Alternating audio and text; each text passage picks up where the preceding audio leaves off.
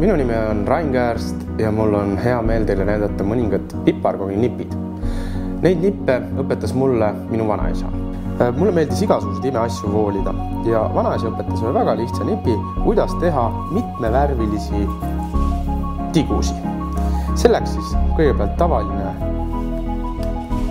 piparkoogi taigen, rullida natukene kergelt lahti ja kuna väiksemad lapsed teevad ikka asju natukene omamoodi, siis vanaisa alati ütles, et alusta just nagu vihmaussist. Niisiis üks vihmauss ongi valmis.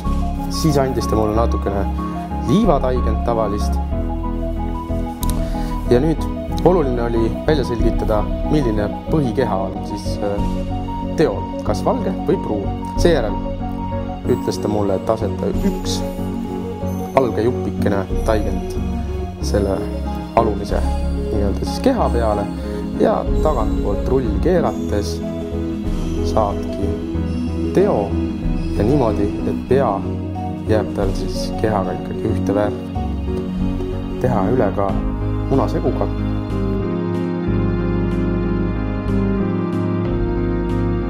Lisada ka kaunistuseks juurde pärlsuhkrut, tannsuhkri pärlsuhkur.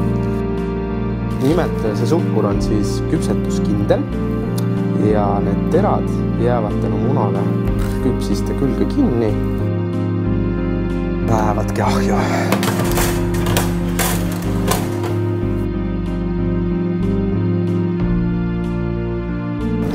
Mõnusat piparkookide meisterdamist teile ja head isu!